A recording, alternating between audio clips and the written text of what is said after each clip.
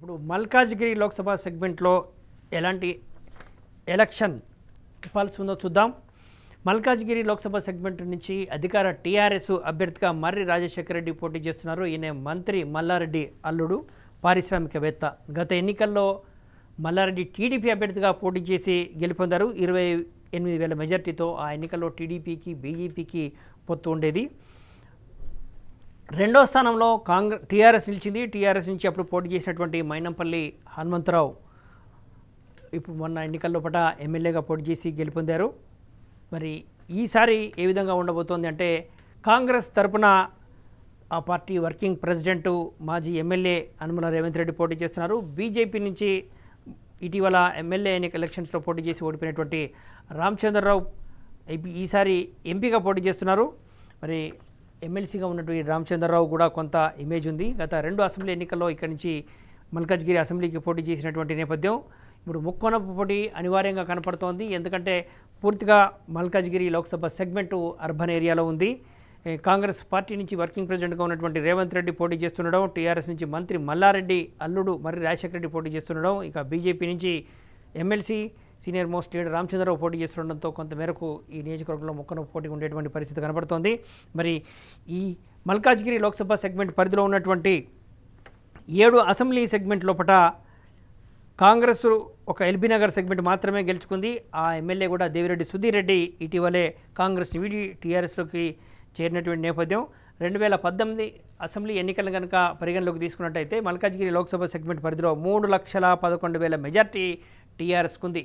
మరి ఇంత మెజార్టీని తగ్గించి టీఆర్ఎస్కి గట్టి పోటీ ఇవ్వాలంటే కాంగ్రెస్ బీజేపీలు ఎలాంటి వ్యూహాలతో మల్కాజ్గిరి లోక్సభ బరిలోకి దిగుతున్నాయనే వివరాలను విశ్లేషించేందుకు మా రిపోర్టర్ స్వప్న లైవ్లో అందుబాటులో ఉన్నారు. స్వప్న, అధికార టీఆర్ఎస్ అభ్యర్థి మర్రి రాజశేఖర రెడ్డి కొంత ఎడ్జ్ ఉంది. మొత్తం ఇక్కడ ఉన్న లోక్సభ సెగ్మెంట్లో ఉన్నటువంటి 7 అసెంబ్లీ సెగ్మెంట్లు కూడా టీఆర్ఎస్కు పట్టున్నటువంటి నియోజకవర్గాలు. మరి మొన్నటి ఎన్నికల్లో 3,11,000 మెజార్టీ వచ్చింది. ఈ మొత్తం 7 అసెంబ్లీ సెగ్మెంట్లో కనుక క్యాలిక్యులేట్ చేసినట్టయితే మరి ఆ మెజార్టీని తగ్గించి గెలుపొందాలంటే ఇటు కాంగ్రెస్ అటు బీజేపీ గట్టి పోటీ ఇవ్వాల్సి ఉంటుంది. ఏ మేరకు వాళ్ళ ఎలక్షన్ స్ట్రాటజీ ఉంది? మరి పోటీ ఇవ్వగలరా టీఆర్ఎస్కు దీటైన పోటీ? కాంగ్రెస్ బీజేపీ టీఆర్ఎస్ల వ్యూహాలు ఏ విధంగా ఉన్నాయి మల్కాజ్గిరి లోక్సభ సెగ్మెంట్ పరిధిలో? స్వప్న, మినీ ఇండియాగా పిలుచుకునే మల్కాజ్గిరికి సంబంధించి ఇప్పుడు త్రిముఖ పోరు ఉంటుందని చెప్తున్నప్పటికీ టీఆర్ఎస్కి కొంత ఎడ్జ్ కనిపిస్తుంది. ఎందుకంటే మర్రి రాజశేఖర రెడ్డి అతను రాజకీయాల్లోకి కొత్త కావచ్చు, రాజకీయ అనుభవం లేకపోవచ్చు, అయినప్పటికీ మంత్రి మల్లారెడ్డి అల్లుడు కావడం, మంత్రి మల్లారెడ్డి స్వయంగా ఇక్కడ ప్రచారం చేస్తున్నారు. దాదాపు ఉన్నటువంటి 7 నియోజకవర్గాల్లో కూడా ఆయనే ప్రచారం చేస్తున్నారు. ఆయనకు అర్ధబలం కలిసి వచ్చేలా కనిపిస్తుంది. ఇంకొకటి, కేసీఆర్ కూడా ఈ నియోజకవర్గానికి సంబంధించి సీరియస్గా తీసుకున్నారు కాబట్టి మిగతా 6 నియోజకవర్గాల్లో, ఎందుకంటే మొన్న జరిగిన దాంట్లో 6 నియోజకవర్గాలను టీఆర్ఎస్ కైసం చేసుకుంది. ఒకటి ఎల్బీ నగర్కి సంబంధించి కాంగ్రెస్ గెలుచుకున్నప్పటికీ సుధీర్ రెడ్డి తిరిగి వచ్చారు కాబట్టి 7 నియోజకవర్గాలు కూడా ఇప్పుడు టీఆర్ఎస్ హ్యాండ్ ఓవర్లోనే ఉన్నాయి. కాబట్టి ఆ నియోజకవర్గాలకు సంబంధించి ఎమ్మెల్యేలు ఎవరైతే ఉన్నారో వాళ్ళు గట్టిగా కృషి చేయాలని ఇప్పటికే కేసీఆర్ చెప్తున్నట్టుగా తెలుస్తుంది. ఓవరాల్గా మర్రి రాజశేఖర రెడ్డి ఎవరైతే ఉన్నారో అతనికి ఖచ్చితంగా కొంత ఎడ్జ్ అయితే మనకు కనిపిస్తుంది. అతనికి అనుభవం లేకపోయినప్పటికీ మల్లారెడ్డి ఓవైపు తిరుగుతున్నారు, మరోవైపు ఎమ్మెల్యేలు కూడా పూర్తిగా ఆయనకు సహకారం అందిస్తున్నటువంటి పరిస్థితి కనిపిస్తుంది. ఇక కాంగ్రెస్ నుంచి రేవంత్ రెడ్డి విషయానికి వస్తే, రేవంత్ రెడ్డికి ఒక మాస్ లీడర్గా మంచి ఇమేజ్ ఉన్నప్పటికీ ఇక్కడ ఉన్నటువంటి మల్కాజ్గిరి అనేది దేశంలోనే అతిపెద్ద నియోజకవర్గం. అలాంటి చాలా పెద్ద సంఖ్యలో ఓటర్లు ఉన్నారు. 31,49,710 మంది ఓటర్లు ఉన్నారు. వీరందరి దగ్గరికి వెళ్ళడం ఇప్పుడున్నటువంటి షార్ట్ పీరియడ్లో రేవంత్ రెడ్డి తను అనుకున్నది, రేవంత్ రెడ్డి ప్రస్తుతం చెప్తున్నమాట, ఒక ఖచ్చితంగా ప్రశ్నించే గొంతు అయితే ఒకటి ఉండాలి. ప్రస్తుతం ఉన్నటువంటి పరిస్థితిలో ఆ ప్రశ్నించే గొంతు నేను అవుతాను కాబట్టి నన్ను గెలిపించండి అని రేవంత్ రెడ్డి కోరుతున్నారు. అయితే ఇప్పుడు రేవంత్ రెడ్డి విస్తృతంగా ప్రచారం చేస్తున్నటువంటి పరిస్థితి ప్రస్తుతం మనకు మల్కాజ్గిరిలో కనిపించట్లేదు.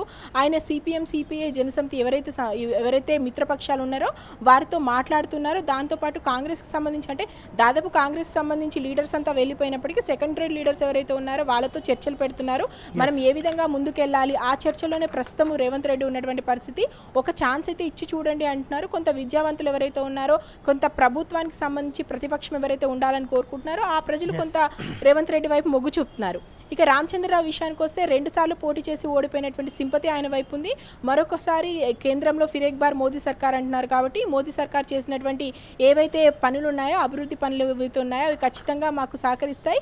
మరొకటి రామచంద్రరావుకు ఉన్నటువంటి ఇమేజ్ కూడా మాకు తోడ్పడుతుంది అని చెప్పేసి రామచంద్రరావు అనుకుంటున్నారు. ఒక రకంగా చూసుకుంటే ఈ ఎన్నికలు అంటే కేంద్రానికి సంబంధించినటువంటి ఎన్నికలు అవుతాయి, దేశానికి సంబంధించిన ఎన్నికలు అవుతాయి అనుకున్నప్పుడు మాత్రము ఇది బీజేపీ కాంగ్రెస్ ఇక్కడ స్ట్రాంగ్గా ఉన్నప్పటికీ కొంత టీఆర్ఎస్కి మాత్రం ఎడ్జ్ కనిపిస్తుంది. స్వప్న, మొత్తం మల్కాజ్గిరి లోక్సభ సెగ్మెంట్ అంతా కూడా అర్బన్ ఏరియా, అర్బన్ ఓటర్లు ఉన్నారు, ఎడ్యుకేటెడ్ సెక్షన్ అంతా కూడా ఉంది కదా.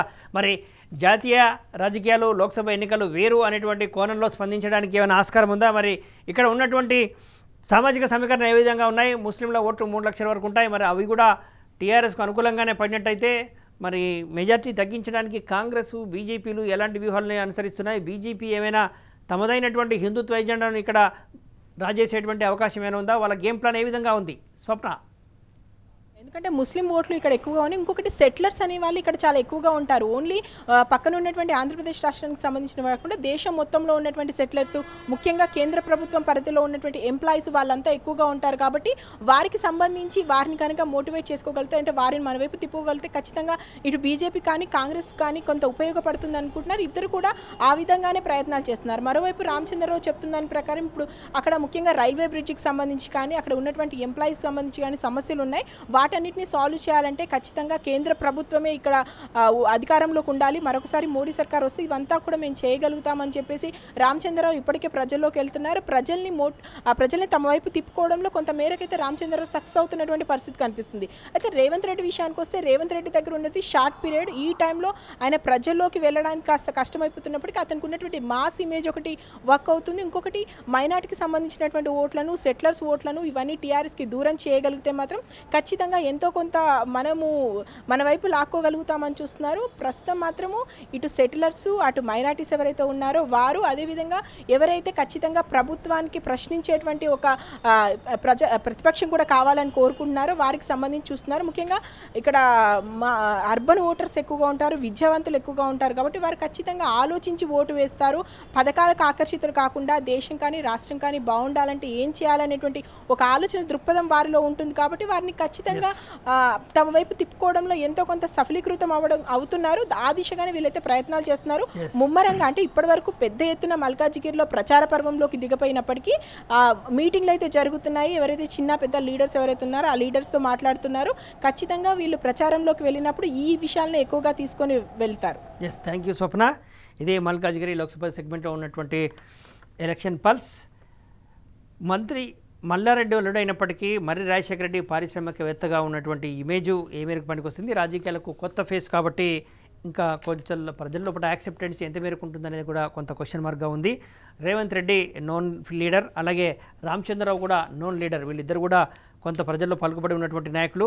ఇక రేవంత్ రెడ్డి, మర్రి రాజశేఖర రెడ్డి ఇద్దరు ఒకే సామాజిక వర్గానికి చెందిన వాళ్ళు కాగా రామచంద్రరావు బ్రాహ్మణ సామాజిక వర్గానికి చెందినటువంటి నాయకులు. ఇక్కడ మల్కాజ్గిరి లోక్సభ సెగ్మెంట్లో ఆ సామాజిక వర్గానికి సంబంధించినటువంటి ఓట్లు అధికంగా ఉన్నాయి. దాంతోపాటుగా మోదీ చరిష్మా, ఇది లోక్సభకు ప్రధానమంత్రి ఎవరని నిర్ణయించేటువంటి ఎన్నికలు కావడం కూడా ఆ అంశాలను బీజేపీ బలంగా తీసుకెళ్తోంది. ఇటు కాంగ్రెస్ కూడా దేశవ్యాప్తంగా మోదీ వ్యతిరేక పవనాలు ఉన్నాయి కాబట్టి ఈ మొత్తం మల్కాజ్గిరి లోక్సభ సెగ్మెంట్ పరిధిలో ఉన్నటువంటి అర్బన్ ఓటర్స్ అంతా కూడా కొంత విచక్షణతోటి చైతన్యవంతంతో ఉంటారు కాబట్టి వాళ్ళంతా కూడా ఆచితూచి ఓట్లు వేస్తారు. ఇక్కడ ఉన్నటువంటి ముస్లిం ఓటర్లు కూడా వన్ సైడ్గా టీఆర్ఎస్ కాకుండా కొంత ఆలోచించి ఓటు వేస్తారనేటువంటి ఆలోచనతో కాంగ్రెస్ పార్టీ ఉంది. ఆ మేరకు పావులు గదుపుతూ ప్రచారాన్ని సాగిస్తోంది. మరి ఈ నేపథ్యంలో మల్కాజ్గిరి లోక్సభ సెగ్మెంటు ఈసారి కూడా ముక్కోనపు పోటీయే ఉండడానికైతే ఆస్కారం ఉంది.